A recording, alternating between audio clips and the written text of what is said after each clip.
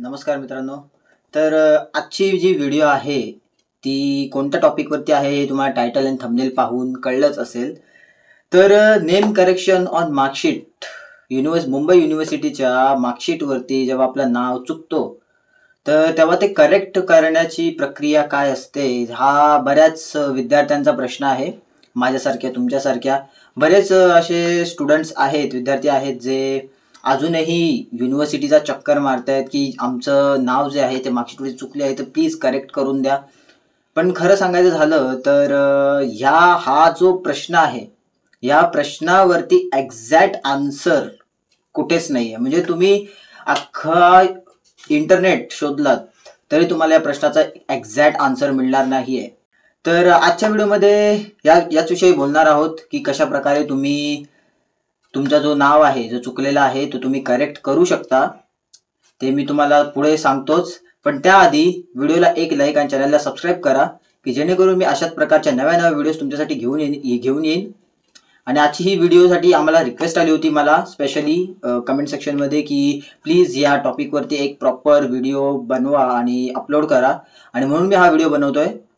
So please तुम्ही सुद्धा या व्हिडिओला एक लाईक आणि चॅनलला सबस्क्राईब करा. आणि आता आपण व्हिडिओमध्ये पुढे जाऊया.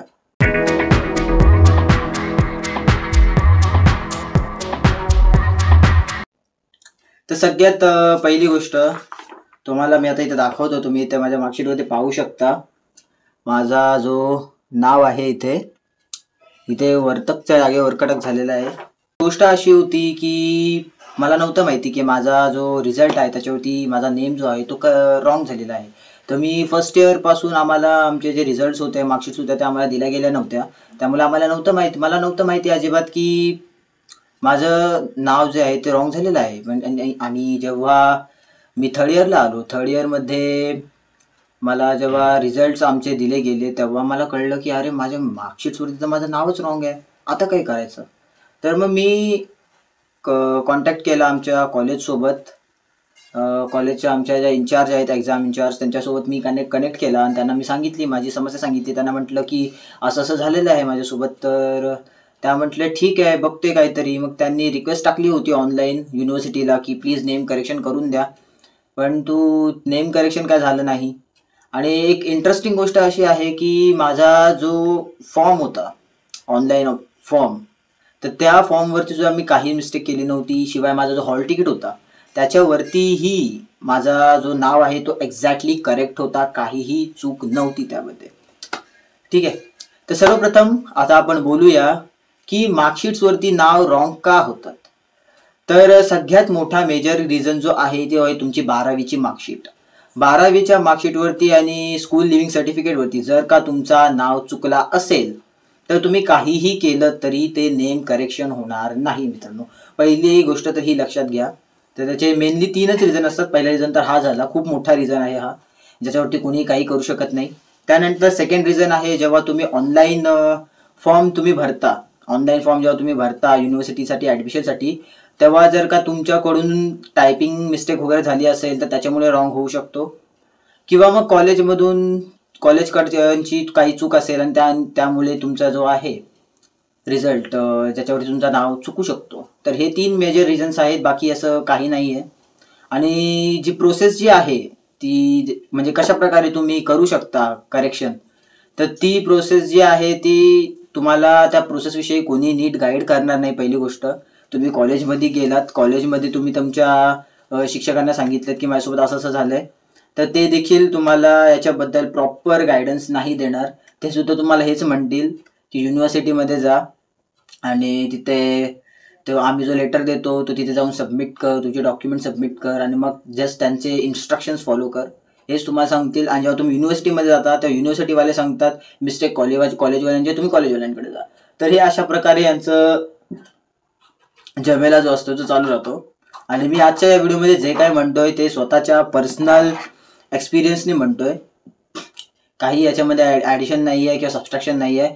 जे काही आहे ते कट टू कट मी माझ्या एक्सपिरियन्सने तुम्हाला सांगतो, कारण माझ्यासोबत ही गोष्ट झालेली आहे. ठीक आहे. तर फर्स्ट स्टेप जी आहे, जी तुम्ही करेक्शनसाठी करू शकता, ती काय करू शकता. तर सगळ्यात पहिली गोष्ट, तुमच्या कॉलेजसोबत संपर्क करा. त्यांना कॉलेजवाल्यांना सांगा की माझ्यासोबत अशी मिस्टेक झालेली आहे, अशी प्रॉब्लेम आहे माझी, प्लीज सॉल्व्ह करून द्या. तर ते तुम्हाला सांगतील का तुम्ही कॉलेजला एक ॲप्लिकेशन फॉर्म द्या, ज्याच्यामध्ये तुम्ही असं लिहिलेलं असेल की तुमच्यासोबत हे झालेलं आहे, तुमची जी मार्कशीट आहे त्याच्यावरती नेम करेक्शन तुम्हाला करून हवं आहे, तर ते तुम्हाला असं ॲप्लिकेशन द्यायला सांगतील. ते सिम्पली द्या तुम्ही.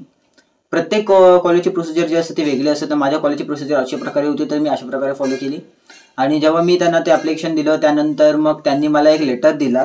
त्या लेटरची माहिती एक झेरॉक्स कॉपी आहे, मी तुम्हाला स्क्रीनवरती दाखवून देईन, तर तुम्ही पहा ती. त्याच्यावरती क्लिअरली तुमच्या कॉलेज मेन्शन करतो की आमचा असा स्टुडंट आहे ज्याची अशी अशी नावात मिस्टेक आहे किंवा दुसरी कोणती गोष्ट आहे त्याच्यामध्ये मिस्टेक आहे, हे क्लिअरली तुमचं कॉलेज त्याच्यामध्ये मेन्शन करणार. आणि त्याच्यावरती कॉलेजचा स्टॅम्प आणि प्रिन्सिपलची सही करून तुम्हाला तो लेटर तुमच्याकडे देणार. त्या लेटरसोबत तुम्हाला अटॅच करायचं आहे तुमचं आधार कार्ड, तुमची 12ची मार्कशीट, तुमची 10वीची मार्कशीट, तुमचा स्कूल लिव्हिंग सर्टिफिकेट आणि तुमच्या पॅरेंट्स आधार कार्ड, पप्पाचं, वडिलांचा किंवा आईचा, कोणाचा तरी एक करेक्ट नेम काय आहे त्याच्या व्हेरिफिकेशनसाठी तो लागतो. तर तुम्ही हे सगळं तुम्हाला अटॅच करावं लागेल.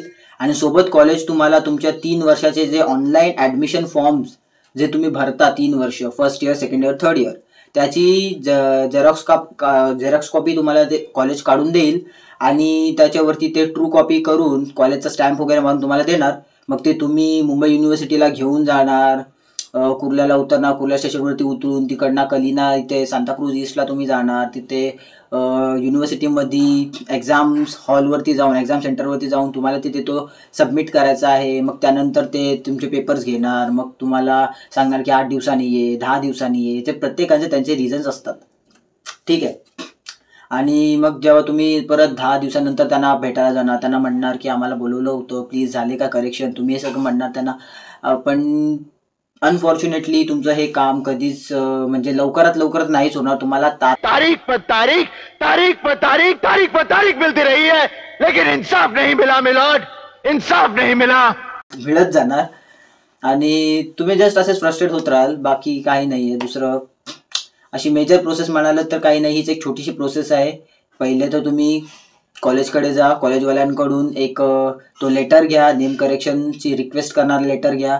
त्यानंतर तुमचे जे डॉक्युमेंट्स लावा, युनिव्हर्सिटीमध्ये सबमिट करा आणि युनिव्हर्सिटीच्या चकरा मारा. बस इतकंच आहे, बाकी काही नाही. म्हणजे माझ्या एक्सपिरियन्समध्ये तर आत्तापर्यंत इतकंच झालंय. पुढे जर काही युनिव्हर्सिटी दुसरा कोणता फॉर्म भरायला सांगेल वगैरे वगैरे एक्सेट्रा एक्सेट्रा, तर ते मला माहिती नाहीये. मी जस्ट काल सुद्धा युनिव्हर्सिटीमध्ये जाऊन आलो आणि त्यांच्याकडे ते सबमिट केले मी डॉक्युमेंट सर्व. त्यांना विचारलं तर ते मला म्हणाले की दिवाळी नंतर ये. लिटरली गाईज तुम्ही विचार करू शकता, मी उरणवरून इथून तितक्या दूर कुर्ल्याला जातोय ते माझ्या कामासाठी आणि युनिव्हर्सिटी मला प्रायोरिटी देत नाहीये. युनिव्हर्सिटी मला फक्त काय देते, ये तारखांवर तारीख.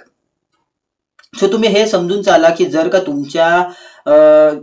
तुमची जी मार्कशीट आहे त्याच्यावरती जर का मिस्टेक झालेली आहे तर यासाठी तुम्हाला खूप वेळ लागणार आहे मित्रांनो. तुम्ही हे ध्यानात घेऊन चाला. तुम्ही असं नाही म्हणू शकत की आणि एका दिवसात काम होईल का 2 दिवसात काम होईल. आणि मीही असं नाही म्हणत आहे की तुमचं काम व्हायला खूपच वेळ लागेल, असं मीही नाही म्हणत आहे. ते तुमच्या प्रत्येकाच्या नशिबावरती डिपेंड करतं. जर तुमचं नशीब चांगलं असेल तर एका दिवसातही काम होऊन जाईल, किंवा जर तुमचं नशीब माझ्यासारखं असेल तर 2, 3, 4, 5 काय माहिती किती महिने जातील, सांगता येत नाही, ठीक आहे. तर ही तर झाली प्रोसेस. आता ह्या प्रोसेसला अवॉइड कसं करायचं, तर एक बोनस टिप देतो. तर जे आता फर्स्ट इयर सेकंड इयरला जी मुलं आहेत त्यांच्यासाठी ही बोनस टिप आहे. तर माझ्या वेळेला मी जेव्हा ग्रॅज्युएशन कंप्लीट केलं, आता जस्ट याच वर्षी मी ग्रॅज्युएशन पास केलंय. आणि जेव्हा मी ॲडमिशन घेतलं तेव्हा 3 वर्षाचा ग्रॅज्युएशन होता, first year, second year, third year, ठीक आहे. आणि आता जो आहे तो फॉर्मॅट चेंज झालेला आहे. तर तुमच्या 4 वर्षाचा झालेला आहे ग्रॅज्युएशन. बीकॉम असो की BSc IT असो, 4 वर्षाचा झालेला आहे ते.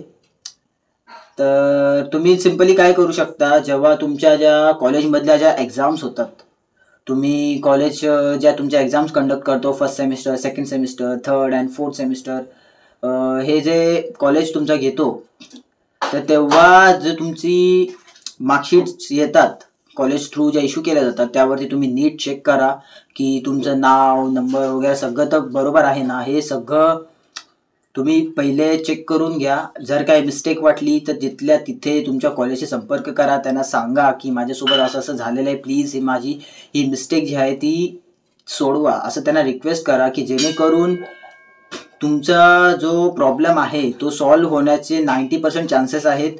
की जर तुम्ही फर्स्ट इयर किंवा सेकंड इयरला असताना जर अप्लाय केलात, युनिव्हर्सिटीची एक्झाम होण्याच्या अगोदर जर तुम्ही अप्लाय करता नेम करेक्शनसाठी, तर 90% चान्सेस आहेत की तुमचे जे प्रॉब्लेम आहे ती सॉल्व्ह होऊन जाईल. कारण तुम्हाला इथे युनिव्हर्सिटीमध्ये जायची गरज नाही आहे. तुमचा कॉलेज जो आहे तो कॉन्टॅक्ट करेल युनिव्हर्सिटीला आणि त्यांना रिक्वेस्ट करेल की प्लीज तुम्ही कन्फर्म करा म्हणून. आणि मग जे काय त्यांचे चेंजेस असतील ते लोक करतात. आणि जर तुमचे नशीब चांगले असतील तर होऊन जाईल. आता तुम्हाला मी सांगतो की जर का हे सगळं करून पण जर तुमचं नशीब फुटकं असेल माझ्यासारखं आणि तुमच्या जर मार्कशीटवरती नेम एकदा का रॉंग प्रिंटेड होऊन आला की समजून चाला की मॅक्सिमम तुमचे 3 ते 4 महिने असेच जाणार आहेत. तुमचे नेम करेक्शनच्या प्रोसेसमध्येच जाणार आहेत मित्रांनो. तुम्ही समजून झाला ही गोष्ट. ठीक आहे. सो आय होप की तुम्हाला कळलं असेल की काय आहे नक्की प्रोसेस, तुम्हाला कोणते कोणते डॉक्युमेंट्स लावायचे आहेत. ते सगळे जे काय रिक्वायर्ड डॉक्युमेंट्स आहेत मी तुम्हाला स्क्रीनवरती शो करून देईन. तुम्ही वाचा, पहा आणि जी काय असेल प्रोसिजर ती फॉलो करा. सर्वप्रथम तर कॉन्टॅक्ट करा तुमच्या कॉलेजला आणि त्यानंतर मग तुम्हाला युनिव्हर्सिटीचे चक्र तर तुम्हाला मारायचेच आहेत. सो आय होप की तुम्हाला कळली असेल प्रोसिजर काय आहे, कशी आहे. तर आता फक्त इतकंच म्हणेन, थँक्यू. तुम्ही हा व्हिडिओ शेवटपर्यंत जर पाहिला असेल तर तुम्हाला कळली असेल की प्रोसिजर कशी आहे, कशी फॉलो करायची आहे. सो आजच्या व्हिडिओमध्ये फक्त इतकंच. भेटूया अशाच नव्या व्हिडिओमध्ये. थँक्यू.